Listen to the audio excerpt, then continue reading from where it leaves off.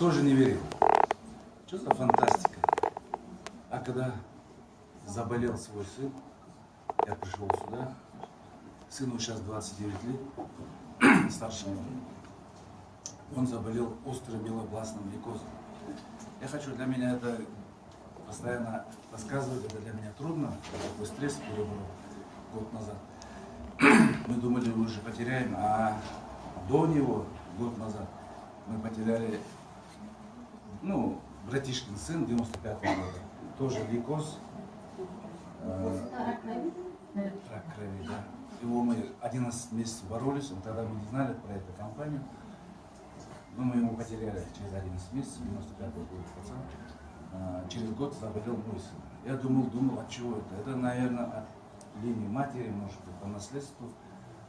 Но мы это боролись. Химию получали 6-7 раз, туго. Вот, когда лежали в палате, у него 8 пациентов, из них почти 7 человек умер. Каждый раз сын смотрит, папа уже все, наверное, давай тому увези, я уже умираю, больше не могу жить дальше. Уже мне говорят, трудно, надоели укол. Это, с другой стороны, первый Аллах, наверное, помог. Это надо психотерапии, надо убеждать этого ребенка. Потом год меня туда звал Алтнай, ему спасибо большое. Я не верил, потом, когда я сюда пришел, я начал ему давать это сначала.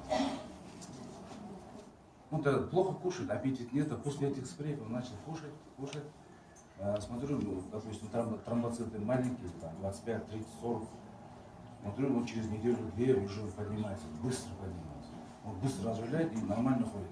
А ему сказали, каждый месяц химию. Химию получает, падает, начинает принимать этот спрей, опять поднимается. Вот так сын уже сейчас живет нормально, дай шкур. Свадьба, то есть поездил своим сыновьям Кистергенским.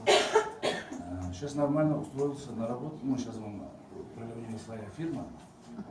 Управлять, я сказал, что на солнце не надо, где позже опасно. А так, каждый день звонит, вчера 3 дня назад звонил, 4 минуты. Папа говорит, тромбоциты 333 нормально двигаются. Властные клетки, отлично. Это уже через 6-7 месяцев вот так уже нормализовался этапно. А о себе я сам страдал обструктивным бронхитом. Если начинался у меня кашель, это в течение месяца. Я доктор сам, хирург высшей категории. Для врачей это как туберкулезный.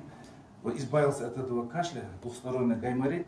Еще у меня была лично протрузия L4, L5, то есть позвоночник, начинающая грыжа.